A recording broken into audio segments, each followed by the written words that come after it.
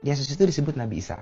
Ya. Adalah diskusi yang menarik antara Habib Jafar dan juga seorang onat mengenai pribadi Yesus Kristus dan juga Nabi Isa.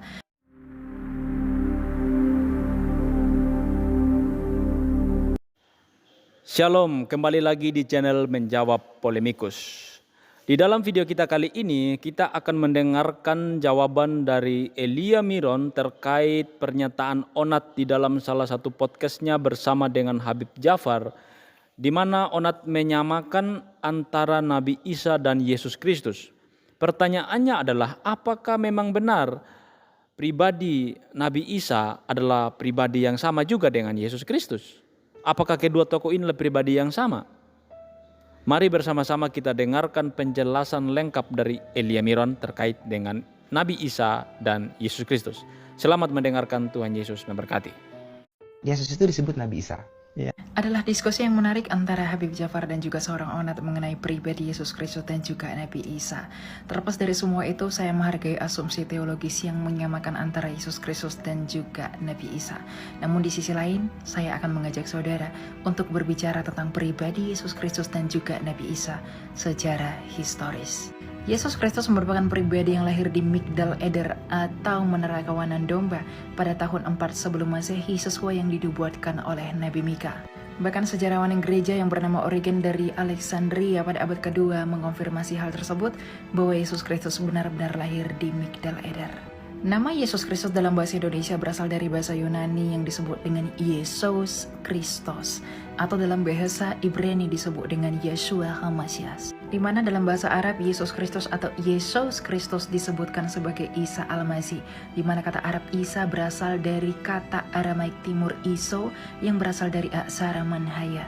Dengan demikian merujuk dari hal tersebut dari abad pertama hingga abad ke-6, Yesus Kristus, Isa Al-Masih, Yeshua HaMashiach atau Yehosua merupakan pribadi yang sama, yaitu pribadi yang lahir di Migdal Eder dan pribadi yang mati tergantung di kayu salib sesuai yang dituliskan oleh sejarawan gereja dan juga data Injil.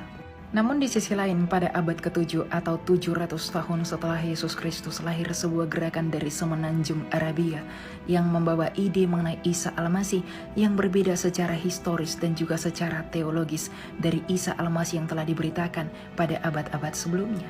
Di mana Isa Al-Masih yang dicetuskan atau digagas oleh gerakan abad ke-7 ini memiliki perbedaan yang sangat signifikan dengan Isa Al-Masih atau Yesus Kristus yang dikenal pada abad pertama hingga abad ke-6. Di mana menurut versi abad ke-7 Isa Al-Masih lahir di bawah pohon kurma, lahir dari seorang Miriam yang merupakan saudara Musa, dan Isa Al-Masih yang digagas juga merupakan Isa Al-Masih yang hidup sejaman dengan Musa, hidup sejaman dengan Daud, dan ketika lahir ia dapat berbicara.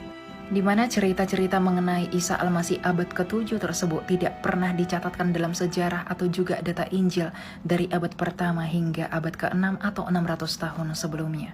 Dan yang paling penting, gerakan abad ke-7 yang lahir dari semenanjung Arabia menyatakan bahwa Isa Al-Masih tidaklah mati di kayu salib, namun diserupakan. Sedangkan fakta sejarah 600 tahun sebelumnya menyatakan bahwa Yesus Kristus tergantung di kayu salib, sebagaimana yang dicatatkan oleh sejarawan Yahudi Flavius Josephus pada abad pertama. Sehingga dengan demikian Isa Al-Masih yang diperkenalkan atau diketahui dari abad pertama hingga abad ke-6 dan Isa Al-Masih yang baru diperkenalkan pada abad ke-7 merupakan Isa Al-Masih yang berbeda pribadi sekalipun memiliki nama yang sama.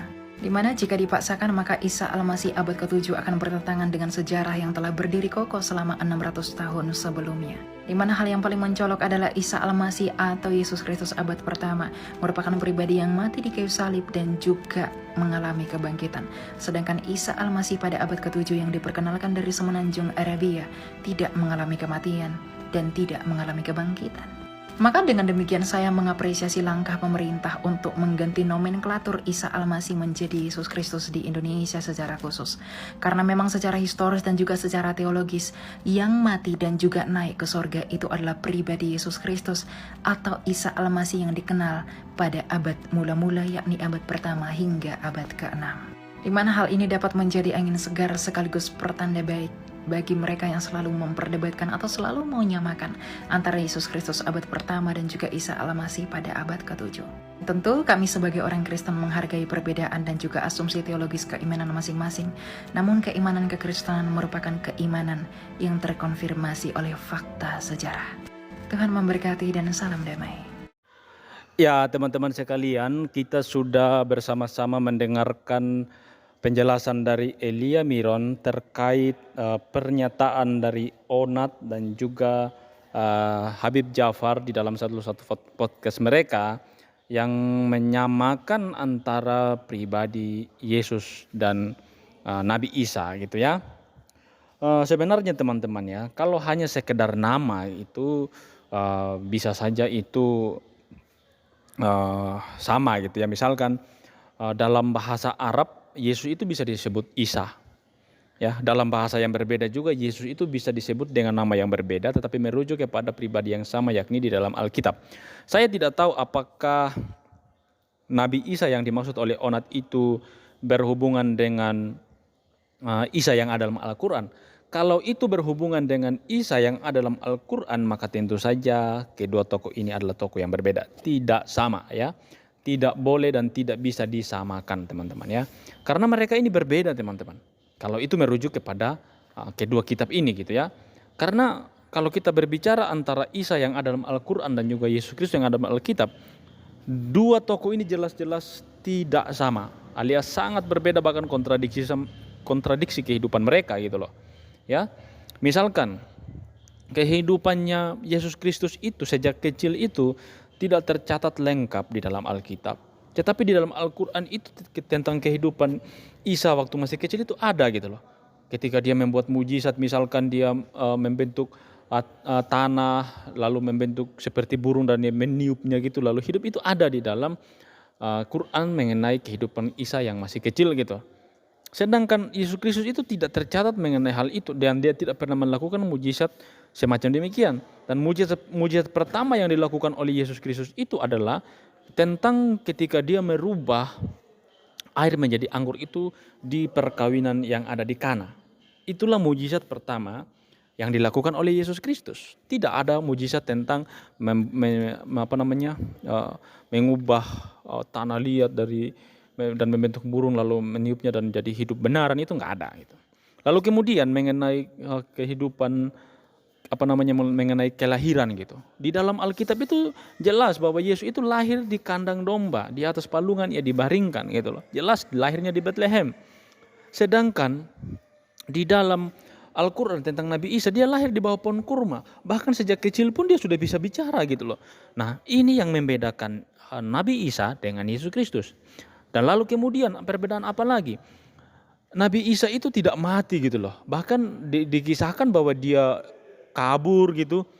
Dia kabur dan dia dikejar oleh orang lalu kemudian dia diangkat katanya gitu. Dan artinya dia tidak berhasil untuk disalibkan. Nah, itulah perbedaan signifikan ini yang perlu kita perhatikan teman-teman. Bahwa Isa itu tidak sama dengan Yesus Kristus. Alias kedua tokoh ini adalah tokoh yang sangat-sangat berbeda. Ya, jadi upaya-upaya yang ada atau mungkin ketidaktahuan seperti Suma atau juga ketidaktahuan seperti Onat dan yang tokoh-tokoh Muslim yang lainnya perlu untuk mengklarifikasi hal ini bahwa Yesus Kristus itu betul-betul bukanlah pribadi yang sama dengan Isa yang tercatat di dalam Al-Quran. Kalau kita hanya sekedar merujuk nama misalkan, itu boleh-boleh aja gitu. Tapi kalau kita sudah berbicara mengenai kedua tokoh yang ada dalam kedua kitab ini, ya kita harus memilih untuk tidak mempercayai salah satunya. Ya, yang dalam hal ini saya tidak percaya kepada Nabi Isa, tapi saya percaya kepada Yesus Kristus yang ada dalam Alkitab. Saya tidak percaya kepada Nabi Isa yang tercatat dalam Al-Quran. Apapun ceritanya saya tidak percaya dan tidak ada hal apapun yang kemudian membuat saya menyamakan kedua tokoh ini. Jelas-jelas kedua tokoh ini adalah tokoh yang berbeda. Oke teman-teman, itu saja yang bisa saya sampaikan. Biarlah kiranya video ini boleh mencerahkan kita. Penjelasan dari Elia Miron ini bisa mencerahkan kita bahwa kedua tokoh ini tidak sama. Oke, dalam hal nama boleh saja bisa merujuk kepada pribadi yang sama. Tetapi dalam hal kitab, kedua tokoh ini tercatat dengan kisah hidup yang berbeda, maka sudah tentu mereka adalah pribadi yang berbeda. Oke teman-teman, demikian video kita. Jangan lupa untuk terus dukung perkembangan channel ini lewat subscribe, like, komen, dan share. Tuhan Yesus memberkati kita semua. Shalom.